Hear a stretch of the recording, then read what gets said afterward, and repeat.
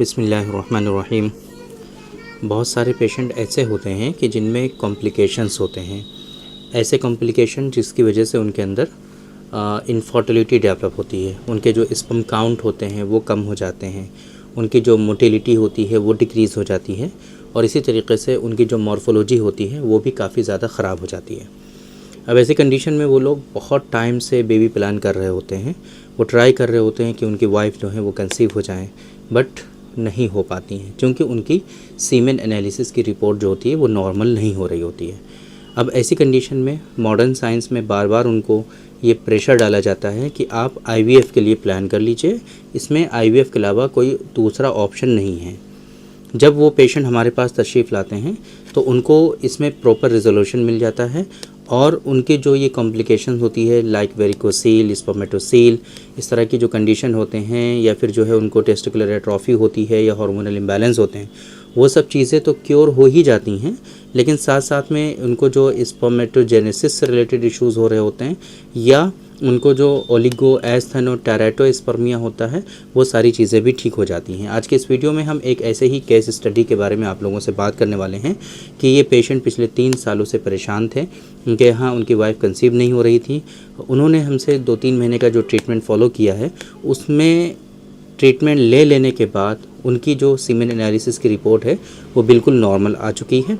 आज के इस वीडियो में हम उनकी दोनों ओल्ड जो रिपोर्ट है और जो न्यू रिपोर्ट है उन दोनों रिपोर्ट्स के बारे में आप लोगों से डिस्कस करेंगे। आप लोगों को रिपोर्ट दिखाएंगे, शो करेंगे और बताएंगे कि पहले रिपोर्ट में उनको क्या था और क्या क्या परेशानियां थी और दूसरी रिपोर्ट उन्होंने जो कराई है वो किस तरीके से नॉर्मल अभी आ गई है। तो ये सारी चीज़ें आज के इस वीडियो में हम कवर करने की कोशिश करेंगे। मेरे बारे में तो आप जानते ही हैं, मैं हूँ doctor Nizamuddin Qasmi. As a sexologist and infertility specialist हम पिछले 10-11 सालों से वर्क कर रहे हैं।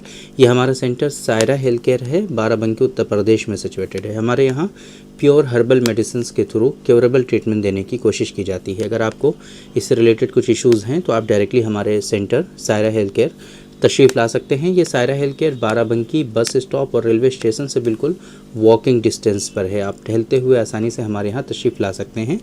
अगर आप दूर हैं, किसी दूसरी कंट्री में हैं, अभी आप नहीं आ सकते हैं, तो आपके लिए हमारी वेबसाइट है www.sairahealthcare.com। इस वेबसाइट पर विज़िट करके आप दुनिया के किसी भी कोने से अपना अपॉइंटमेंट शेड्यूल कर सकते हैं और आप डायरेक्टली हमसे कंसल्ट कर सकते हैं। ओलिगो एस्थेनो टेराटोस्पर्मिया ऐसी कंडीशन कि जिसमें स्पर्म का काउंट जो होता है वो भी कम होता है, जो मोटिलिटी होती है वो भी डिक्रीज़ होती है और इसी तरीके से जो मॉर्फोलॉजी होती है वो भी काफ़ी ज़्यादा ख़राब हो सकती है। ये पेशेंट भी इसी बीमारी से सफ़र कर रहे थे। आप इनकी पुरानी रिपोर्ट देख सकते हैं डिस्प्ले पर। ये जो रिपोर्ट है इसमें आप जब देखेंगे तो इनका जो कंसंट्रेशन है 7.5 मिलियन है ओनली। अकॉर्डिंग टू WHO इनका जो काउंट है वो मोर देन 15 मिलियन पर ml होना चाहिए, बट इनका जो है वो काउंट सिर्फ 7.5 मिलियन ही आया। इनकी मोटिलिटी अगर आप देखेंगे तो मोटिलिटी भी 21% ही आती है। जो है मोटिलिटी, टोटल मोटिलिटी जो है 21% ही आती है, जबकि प्रोग्रेसिव मोटिलिटी सिर्फ 16% है, तो ये भी कम है। Motility, total motility more than 45-50% तक तो कम से कम होना ही चाहिए और इसी तरीके से प्रोग्रेसिव मोटिलिटी 30% से अबव हमेशा होनी चाहिए। इसी तरीके से जब आप देखेंगे तो इनके जो इमोटाइल स्पर्म थे वो 79% आ रहे थे, तो ये बहुत ज़्यादा हाई थे इमोटाइल स्पर्म। और इनके जो नॉर्मल फॉर्म हैं वो सिर्फ 2% हैं, सिर्फ 2% स्पर्म इनके नॉर्मल आ रहे थे। According to WHO more than 4% sperm normal होने चाहिए मिनिमम, ये मिनिमम क्राइटेरिया है ना, लेकिन इनके उससे भी कम सिर्फ 2% स्पर्म जो है नॉर्मल आते थे। तो ये इतना मेजर इशू था, है ना। जब इन्होंने ट्रीटमेंट फॉलो किया प्रॉपर, हमने इनको रिकमेंड किया सीमेन एनालिसिस के लिए, तो इन्होंने ये सीमेन एनालिसिस कराया है। अब आप देख सकते हैं कि इनका जो काउंट आता है वो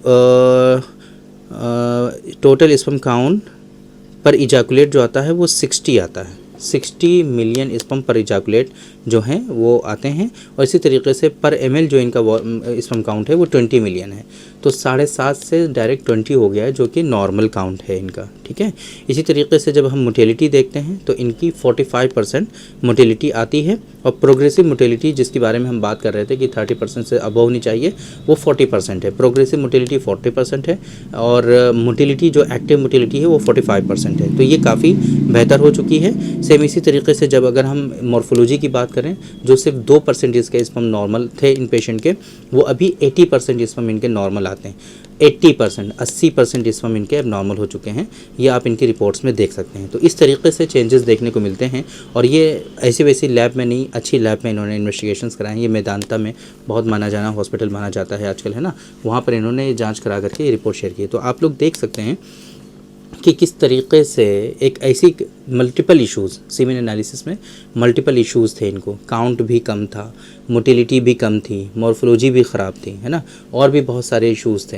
अल्हम्दुलिल्लाह वो सारे इश्यूज़ ट्रीटमेंट के बाद इनके ख़त्म हो गए, वो सारी चीज़ें नॉर्मल हो गई और एक सीमेन एनालिसिस नॉर्मल इनका जो है वो आ चुका है। अब आगे इनके हम कंसीव होने के लिए प्लान करेंगे, कुछ स्पेसिफिक ट्रीटमेंट रिकमेंड करेंगे इनके लिए और इनकी वाइफ के लिए, ताकि ये लोग बहुत जल्दी से कंसीव हो सकें, इनकी वाइफ, और आसानी से इनके यहाँ एक बच्चा हो सके। तो आप लोगों को ये जो सक्सेस स्टोरी है एक तरह से जो हम बता रहे हैं, ये जो केस आप लोगों से डिस्कस कर रहे हैं, ये इसके पीछे का मकसद यही है कि आप लोग जो इतना ज़्यादा परेशान रहते हैं कि पता नहीं डॉक्टर साहब जो बता रहे हैं वो क्या सच है कि नहीं है, आप लोगों को एक तरह से बिलीव नहीं होता है। मॉडर्न साइंस के डॉक्टर्स क्योंकि आपको इतना बताते हैं कि नहीं इनका कुछ नहीं हो सकता है, ये ऐसा होता ही नहीं है, अब आपको IVF ही कराना पड़ेगा, वो ऐसा बताते हैं बिकॉज उनके यहाँ ऐसा कुछ नहीं है। मॉडर्न साइंस में ऐसी कोई मेडिसिन नहीं है, ऐसा कोई ट्रीटमेंट नहीं है कि जिसको फॉलो करके आप स्पर्म काउंट को इंक्रीज़ कर सकें, मोटिलिटी को बढ़ा सकें, मॉर्फोलॉजी को करेक्ट कर सकें, ऐसा कुछ नहीं है। तो वो अपने अकॉर्डिंग बताते हैं। बट हमारे यहाँ यूनानी सिस्टम ऑफ मेडिसिन में एक ज़माने से, मतलब जब हम लोग पैदा भी नहीं हुए थे तब से हमारे यहाँ प्रॉपर ट्रीटमेंट होता है। और बहुत सारी दवाओं के बेनिफिट्स के बारे में जब हम पढ़ते हैं, फ़वाइद के बारे में समझने की कोशिश करते हैं, तो मुअल्लिदे किरम मनी, मुस्लिह किरम मनी बहुत सारी जगहों पे मिलता है हमें। तो इसका मतलब यही है कि स्पर्मेटोजेनेसिस को सपोर्ट करने के लिए मेडिसिन्स हमारे यहाँ यूनानी सिस्टम ऑफ मेडिसिन में अवेलेबल हैं। उनकी मॉर्फोलॉजी को करेक्ट करने के लिए हमारे यहाँ मेडिसिन्स अवेलेबल हैं। तो उनका इस्तेमाल करके इस तरह की परेशानियों से बचा जा सकता है। हमारे यहाँ स्पर्मोजेनिक पाउडर जो है एक ज़माने से हम अपने पेशेंट को दे रहे हैं, हमारी रिसर्च पर बेस्ड है। वो सारी अद्वियात जहाँ पर हमको ऐसा लगा कि जो है ये मेडिसिन बहुत ज़्यादा बेनिफिशियल है, और सिर्फ लगने से ही नहीं, आजकल रिसर्च भी कंडक्ट हुई बहुत। जब हम दिल्ली में थे तो कई सारी रिसर्चेज हुई थी उन इंग्रेडिएंट्स पर। उन सारे रिसर्च से बेनिफिट उठा करके जो हमने ये प्रिपेयर किया, दिल्ली में कई सालों तक पेशेंट को दिया, उसके बाद हम 11 सालों से इधर प्रैक्टिस कर रहे हैं। तो अल्हम्दुलिल्लाह काफ़ी ज़्यादा बेनिफिट्स लोगों में देखने को मिलते हैं। और स्पर्मोजेनिक पाउडर्स एक लाजवाब मेडिसिन प्रिपेयर होती है। ये स्पर्मोजेनिक पाउडर कोई कॉस्टली भी नहीं होता है, और हम अक्सर ये बात कहा करते हैं कि कम से कम 3 महीनों तक साल में ज़रूर यूज़ करना चाहिए। ये ऐसी मेडिसिन कि आपको डिज़ीज़ है तो भी, बीमारी है तो भी, और नहीं बीमारी है, नई डिज़ीज़ है, किसी तरह की कोई परेशानी है, तब भी एज ए प्रिकॉशन हिफ्ज़ मा तक़द्दुम के आप साल में 3 महीने स्पर्मोजेनिक पाउडर का इस्तेमाल ज़रूर किया करें, ताकि आप बीमारियों से अपने आप को बचा सकें। तो आज के इस वीडियो में जो हमारा मकसद था आप लोगों को बताने का कि ये जो कंडीशंस होती हैं मेल इनफर्टिलिटी से रिलेटेड, जहाँ पर आपको काफ़ी ज़्यादा कोई, मतलब हमारे यहाँ तो सपोर्ट मिलता है बट मॉडर्न साइंस में कोई सपोर्ट नहीं मिलता है, वहाँ पर आपको अल्टरनेटिव मेथड की तरफ जाना पड़ता है, IVF आपको कराना पड़ता है। तो उन सारी चीज़ों से आप बचा सकते हैं अपने आप को, और एक नॉर्मल प्रेगनेंसी प्लान कर सकते हैं। अगर आप इस चीज़ के लिए इंटरेस्टेड हैं तो आप हमारे सेंटर पर तशरीफ़ ला सकते हैं। ज़्यादा जानकारी के लिए हमारा हेल्पलाइन नंबर आपको शो हो रहा है 9452580944। इस नंबर पे आप कॉल करके सारी जानकारी हासिल कर सकते हैं। और अगर आप दूर हैं, नहीं आ सकते हैं, तो वहीं पर कॉल करके आप कैसे अपॉइंटमेंट बुक कर सकते हैं उसकी भी जानकारी ले सकते हैं। बट आप हमारी वेबसाइट www.sairahealthcare.com पर विज़िट करके आप दुनिया के किसी भी कोने से अपना अपॉइंटमेंट शेड्यूल करके आप डायरेक्टली हमसे कंसल्ट कर सकते हैं।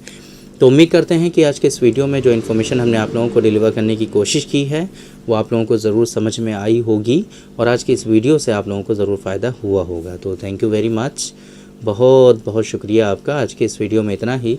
इंशाअल्लाह कल फिर मुलाकात होगी आपसे एक दूसरी वीडियो में, हम डिस्कस करेंगे आपसे एक दूसरे टॉपिक पर। तब तक के लिए आप हमें इजाज़त दीजिए।